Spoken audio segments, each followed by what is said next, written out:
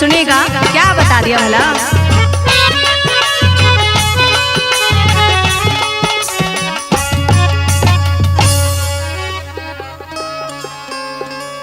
आई मैं नई नवेली,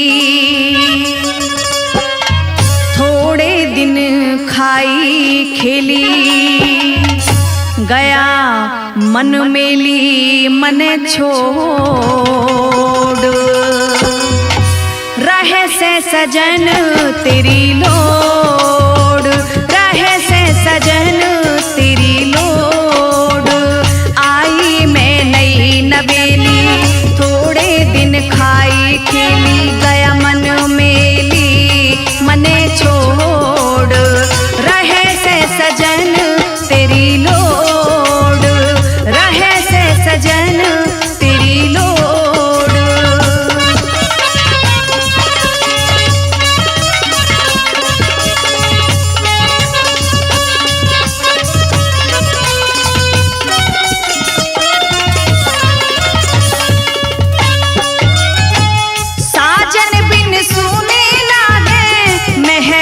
चौबारे पड़े नहीं चैन दिखे दिन में बितारे, जब से गए हैं साजन दूर हमारे, जब से गए हैं साजन दूर हमारे। थारे बिन किसने सरजा आके मेरा पेटा भर जा, थारे बिन किसने सरजा आके मेरा पेटा भर जा, करे जाना आज निचोड़, रहे से सजन तेरी लोड, रहे से सजन तेरी लोड।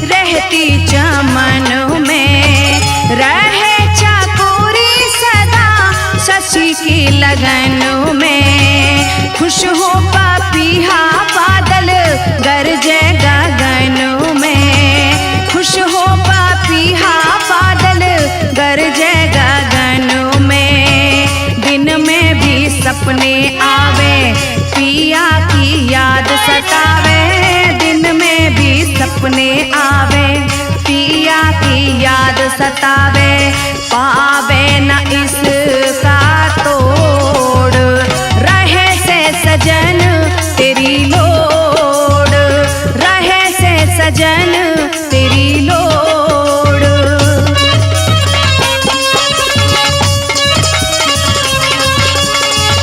कहने लग जाती कि बड़े बड़े वादे करते थे, लेकिन पहले ही छोड़ के चले गए। क्या कह रही है?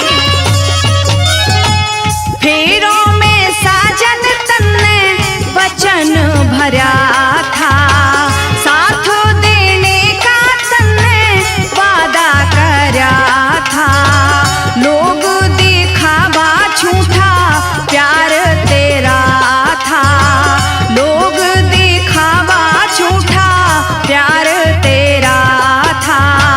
मेरा ना साथ निभाया छोड़ बॉर्डर पे दाया, मेरा ना साथ निभाया छोड़ बॉर्डर पे धाया, क्यों लाया बांध के मोड़, रहे से सजन तेरी लोड, रहे से सजन तेरी लोड।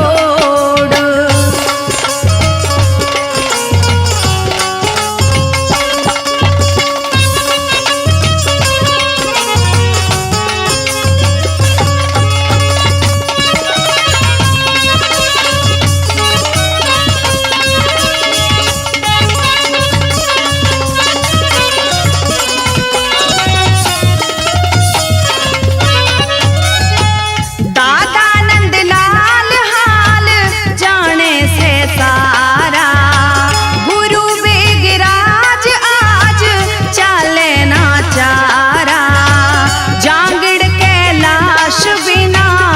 मुश्किल गुजारा, जांगिड़ कैलाश बिना मुश्किल गुजारा। प्यारा सा गाना गा दे, ले स्वर और ताल सिखा दे। प्यारा सा गाना गा दे, ले स्वर और ताल सिखा दे। ला दे छंद के जोड़, रहे से सजन तेरी लोड, रहे से सजन तेरी लोड। आई मैं नई नवेली, थोड़े दिन खाई खेली, गया मन मेली मने छोड़। रहे से सजन तेरी लोड, रहे से सजन तेरी लोड।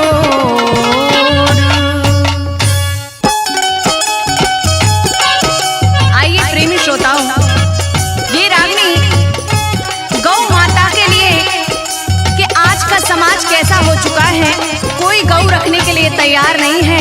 सड़कों पर गौ मारी मारी फिरती है, कोई पिन्नी खाती है, कोई कूड़ा करकट खाती है। कवि ने अपने शब्दों से सभी को समझाने की कोशिश की है कि यदि हमारे घर के अंदर एक एक गौ भी होगी तो शायद इनका पेट भर पाएगा और हमें भी दान करने का मौका मिलेगा। सुनेगा क्या समझाया है भला।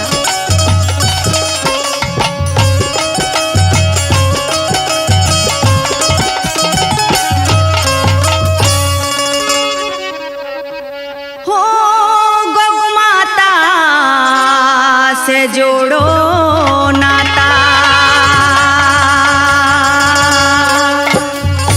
फिर से इन्हें संभालो। है हिंदू का धर्म कर्म, बस एक गऊ तो पालो। है हिंदू का धर्म कर्म, बस एक गऊ तो पालो। गौ माता से जोड़ो नाता, गौ माता से जोड़ो नाता, फिर से इन्हें संभालो। है हिंदू का धर्म कर्म, बस एक गऊ तो पालो। है हिंदू का धर्म कर्म, बस एक गऊ तो पालो।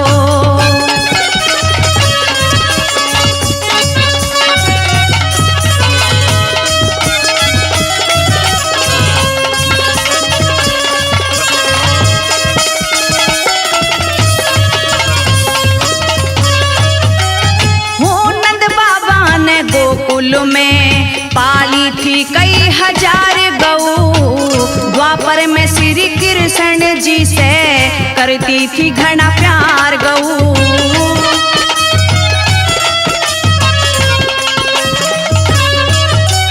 हो दूध दही की मौज रहेगी जब तक देगी धार गऊ। अपने आप चरे जंगल में करके आवे तार गऊ।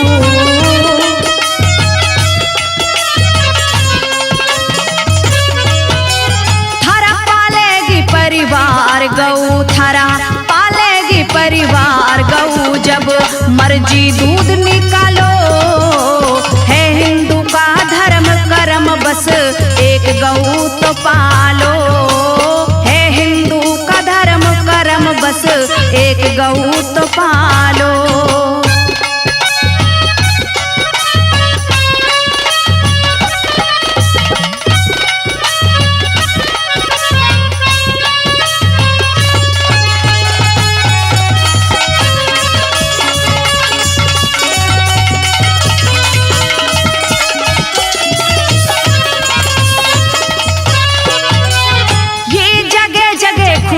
गौशाला जगह जगह खुल रही गौशाला, दान करे नर नारी।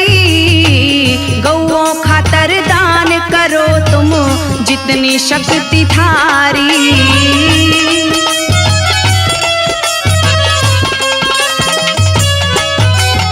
इस दान पुण्य से मान बढ़े न्यूं कहती दुनिया सारी। बूंद बूंद से भरे घड़ायो काम पुण्य का भारी।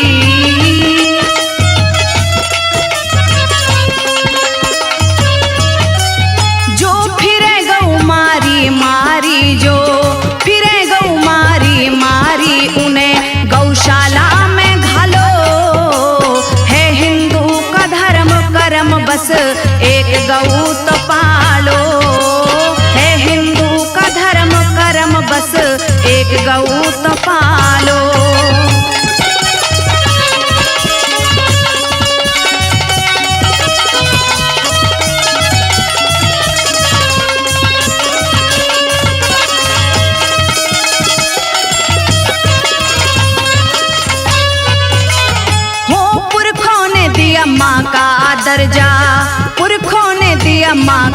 कर जा वो ही रीत निभाओ।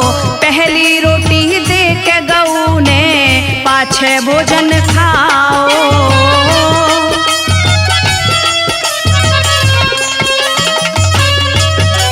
यो भूले भटके बड़े खेत में मत ना लठ बरसाओ। गौ माता की सेवा करके जीवन भर सुख पाओ।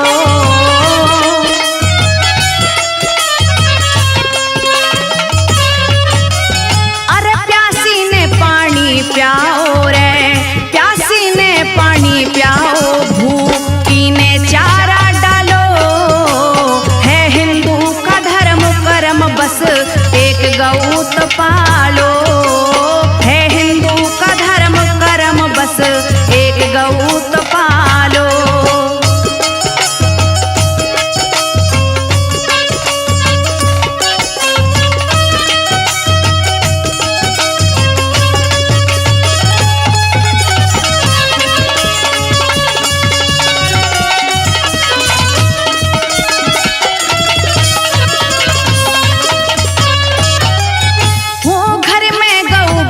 पाछे थारे सब चीजों के ठाट रहे। अच्छी मिले खुराक खाने को भरे दूध के माट रहे।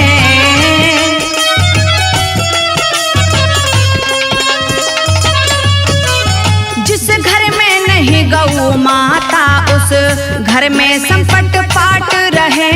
कैलाश चंद बन के रक्षक गऊ के हर फूल जाट रहे।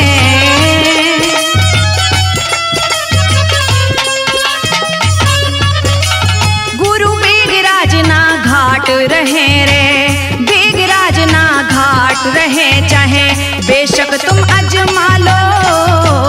है हिंदू का धर्म कर्म बस एक गऊ तो पालो। है हिंदू का धर्म कर्म बस एक गऊ तो पालो। गौ माता से जोड़ो नाता, गौ माता से जोड़ो नाता। फिर से इन्हें संभालो। है हिंदू का धर्म कर्म बस एक गऊ तो पालो। है हिंदू का धर्म कर्म बस एक गऊ तो पालो।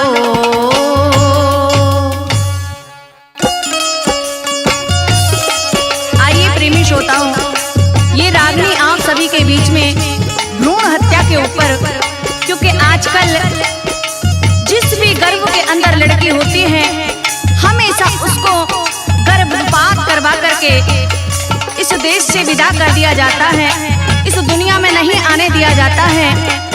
आज एक माँ इसी हालात में डॉक्टर के पास गई और पता चला कि गर्भ के अंदर बेटा नहीं बल्कि बेटी है। किसी को नहीं बताती, आ गई घर पर और रोने लग जाती है। तो गर्भ के अंदर से बेटी की आवाज आती है कि माँ मुझे इस दुनिया में आने दे। और वो माँ से क्या कह रही है सुनिएगा, क्या बताया।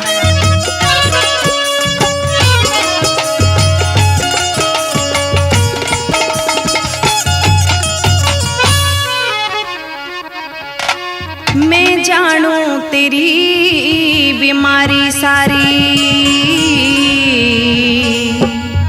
क्यों महतारी जंग जोरी से।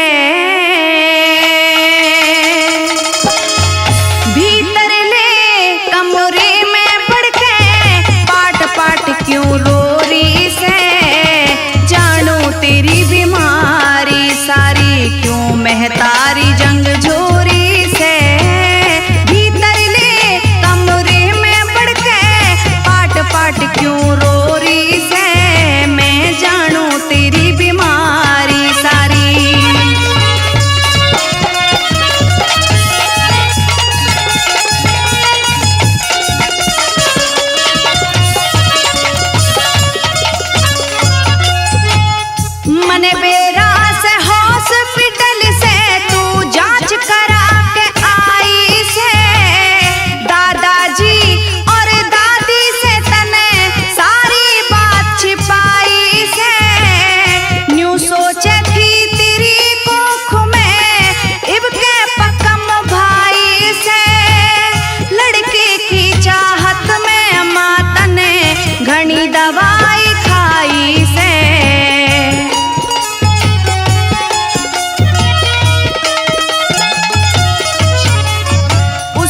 नर्स ने सही बताई इब के, नर्स ने सही बताई इब के, तेरी कोख में छोरी से भीतर ले कमरे में पड़ के पाट पाट क्यों रो रही से, मैं जानू तेरी बीमारी सारी।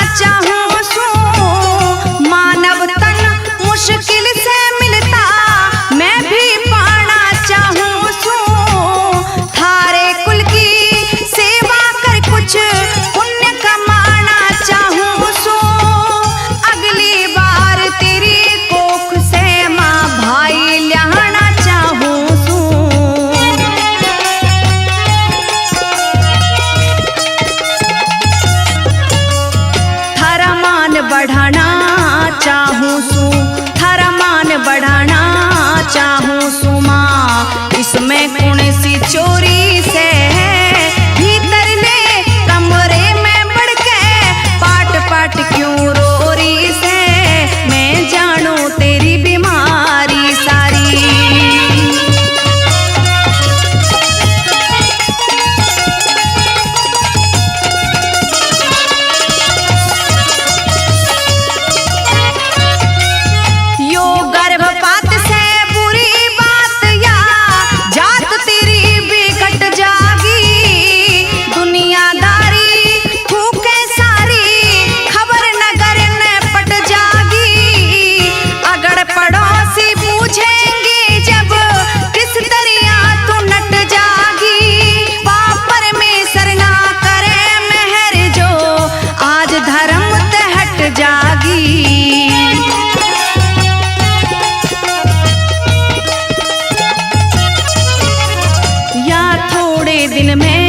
छट जागी या थोड़े दिन में छट जागी, अभी काया काची कोरी से भीतर ले कमरे में पड़ के पाट पाट क्यों रो रही से, मैं जानू तेरी बीमारी सारी।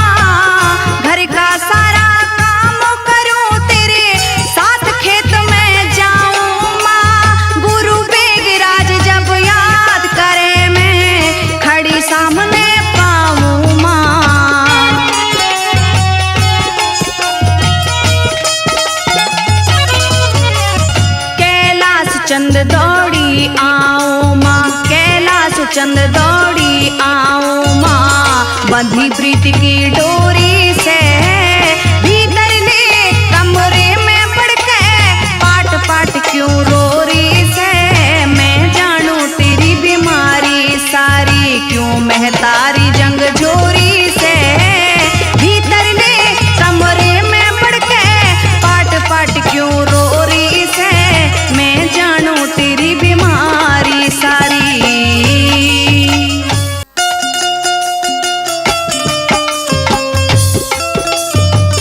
प्रेमी श्रोताओं के बीच में पेश है एक रागनी, किस्सा होगा महाभारत। मौका कि जिस समय द्रौपदी का चीर हरण करने के लिए दुशासन खड़ा हो जाता है, बड़े बड़े वीर रणधीर योद्धा महायोद्धा नीची गर्दन करके बैठ जाते हैं। प्रेमी साथियों, वो भक्त विदुर खड़ा हो जाता है और एक बात के माध्यम से किस प्रकार से दुर्योधन को समझाने लगता है, कहने लगता है। आइए सुनेंगे रागिनी के माध्यम से।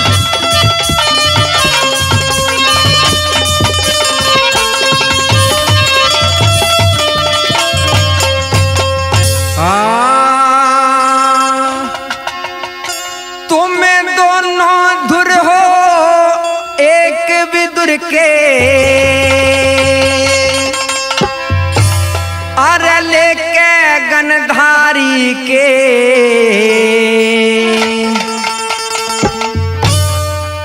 आग लगा के घर घर में ना सेके गनधारी के, आग लगा के घर घर में ना सेके गंधारी के। तुम दोनों धुर हो एक विदुर के, दोनों धुर हो एक विदुर के, लेके गंधारी के, आग लगा के घर घर में ना सेके गंधारी के, आग लगा के घर घर में ना सेके गंधारी के।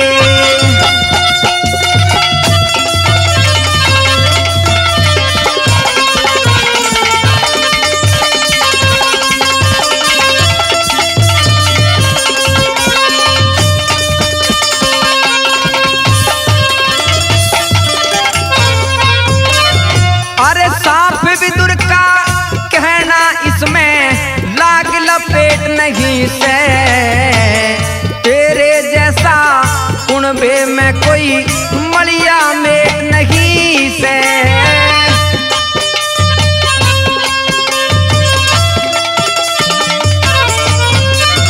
तेरे छोटे भाई की बहू दुष्ट क्या इसका जेठ नहीं से, खड़ी करके बोले नीच तेरा कर्म ये श्रेष्ठ नहीं से।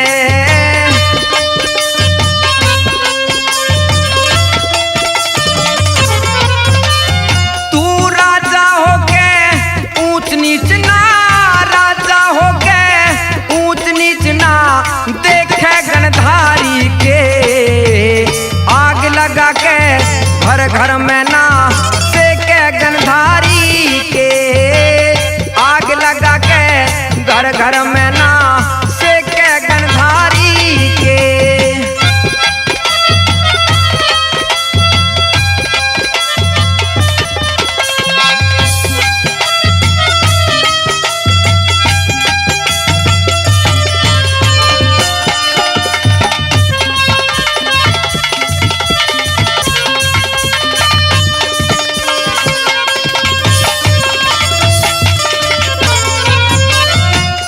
स्वर्ग लोक था हस्तिनापुर, तू नरक बना के मानेगा, भाई भाई के दिल में तू फर्क बना के मानेगा।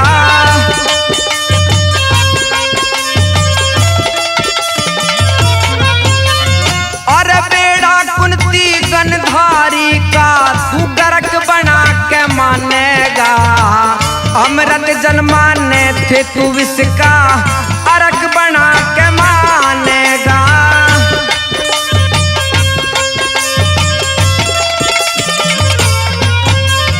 और हस्तिनापुर में नीव नाश की नाटे के गंधारी के, आग लगा के घर घर में ना सेके गंधारी के, आग लगा के घर घर में ना सेके गंधारी के।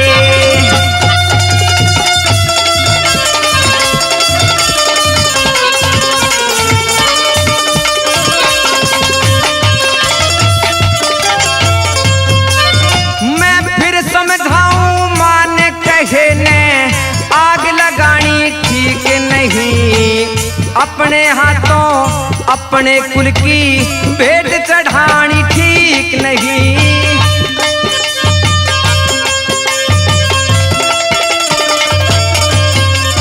अरे टूट पड़े आसमान मान जा, सती सतानी ठीक नहीं, यहाँ की बात खत्म यही कर दे, डबल कहानी ठीक नहीं।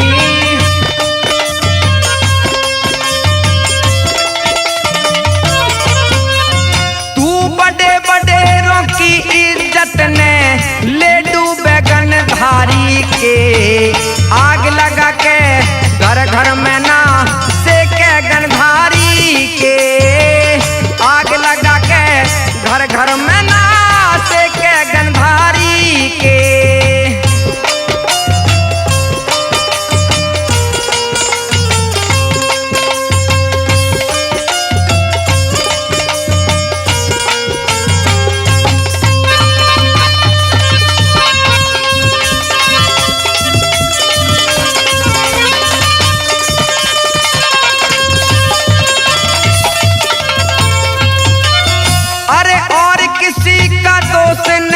तेरी डूबे नीत बिचारे में, धर्मराज के दफ्तर में तेरा कौन हो मीत बिचारे में।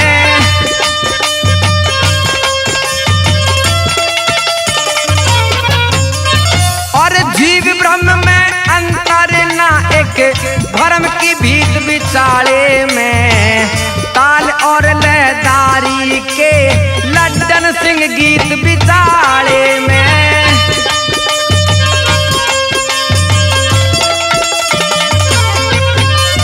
बैयार राजबल दिल खुश दिल से नाचे के गनधारी के, आग लगा के घर घर में ना सेके गनधारी के, आग लगा के घर घर में ना सेके गनधारी के।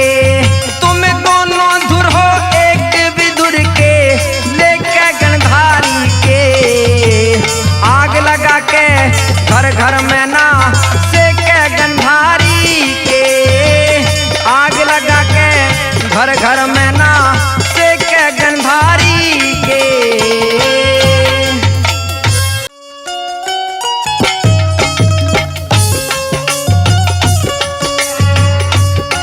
आइए प्रेमी श्रोताओं, एक उपदेश आप सभी के बीच में कि बताते हैं कि इंसान जैसा कर्म करता है उसको वैसा ही फल मिलता है।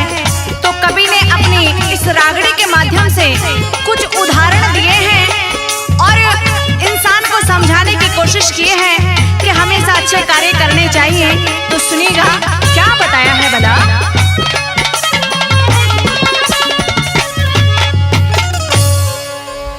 जैसी करनी वैसी भरनी,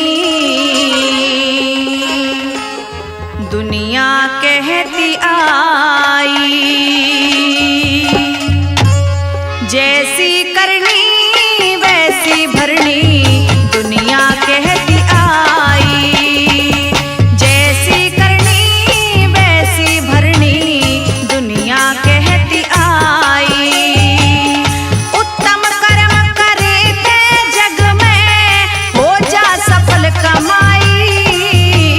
जैसी करनी वैसी भरनी, दुनिया कहती आई।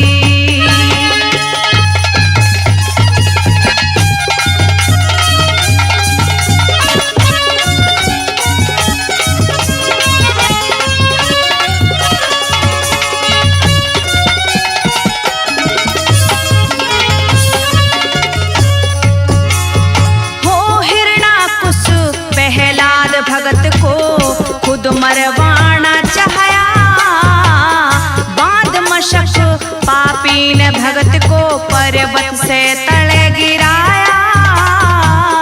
फिर भी पेटा भरा नहीं तो लाल खंभ पकड़ाया। ले गोदी में बैठी होलिका, अग्नि बीच जलाया।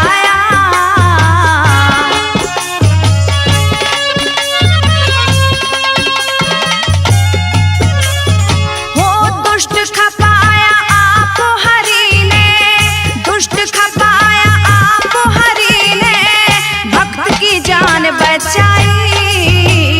जैसी करनी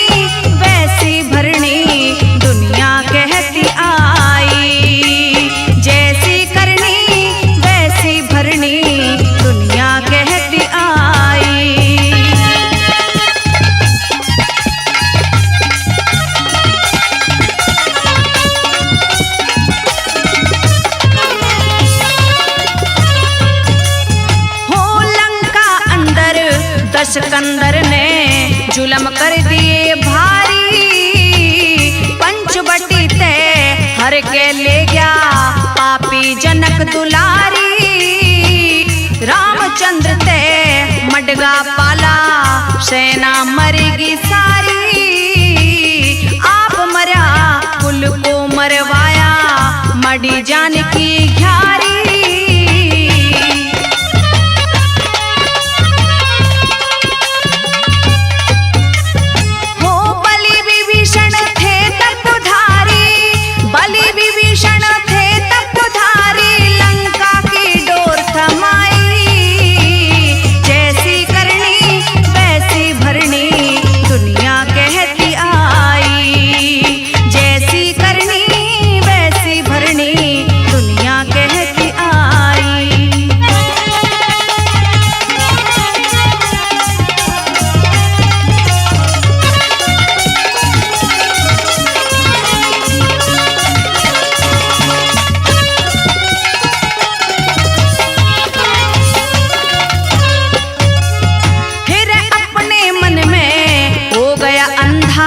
किष्किंधा का बाली, बाई घर ते काढ़ दिया बहुतारा घर में घाली। रामचंद्र के बाणों आगे पेश कती न चाली, जिसके सर जा बैठ कजा एक घड़ी न जाए टाली।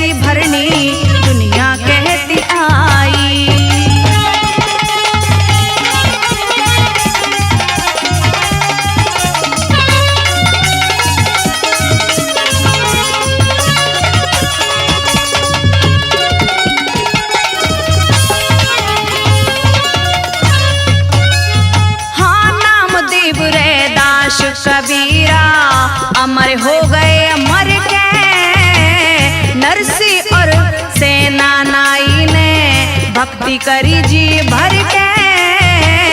परी समान बनाई कुबजा हरि हाथ शीश पे धर के, कैलाश चंद भक्तों की हमेशा ध्वजा शिखर में फर के।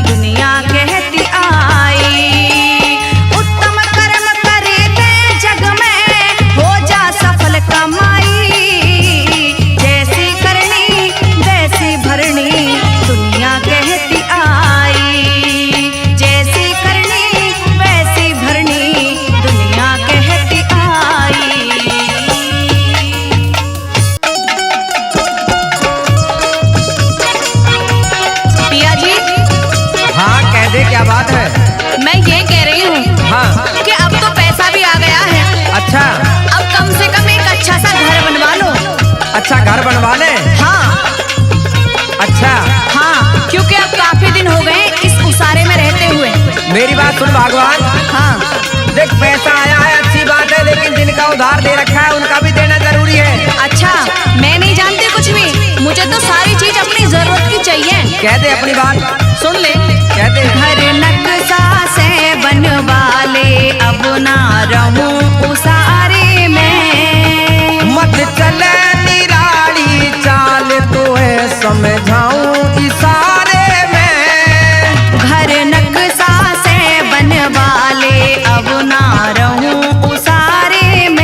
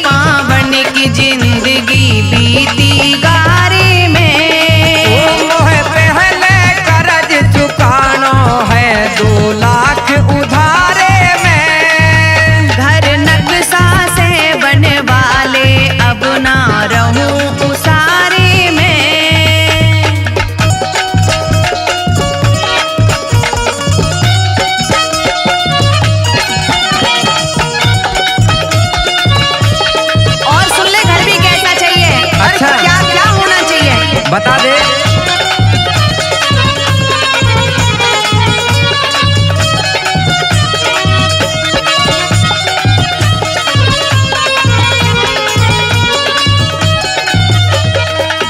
टाइल घर में लगवा ले, गोरी सेवा करके खा ले, पिया एसी फिट करवा ले, मेरी प्यारी मन समझा ले, मेरी प्यारी मन समझा ले। लगवा ले टंकी बाथरूम में, नहाऊं फुआरे में। वो तो छोरा रहे कबार, ख्याल ना उनके बारे में। घर नक्शा से बनवा ले, अब ना रहूं उसारे में।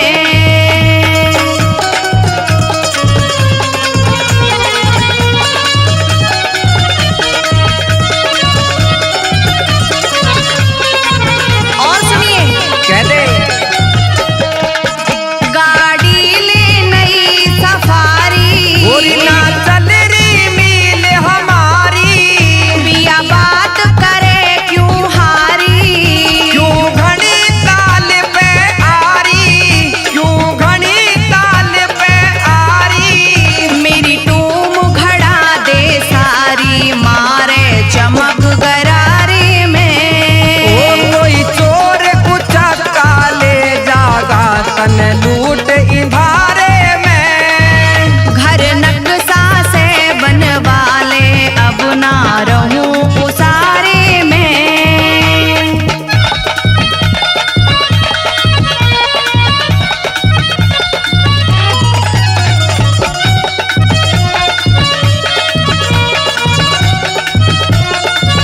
और सुनिए, मैं क्या चाहती हूँ, बता दे सारी बात। कुछ डिमांड भी है मेरी। अच्छा, हाँ।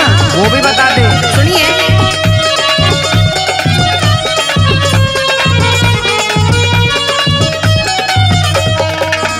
होटल में खाना खावे, गोरी मत ज्यादा इतरावे, नई फिल्म देख के आवे। तू तनक नहीं शर्मावे, तू तनक नहीं शर्मावे। पार्क में आनंद आवे, घूमूं सांझ सतारे में। ओ कह राजकुमार तालान बोलेगी घनी तरारे में। ओ घर नक्शा से बनवा ले, अब ना रहूं उसारे में। मत चले निराली चाल, तो है समझाऊं इशारे में। ओ घर नक्शा से बनवा ले, अब ना रहूं उसारे में।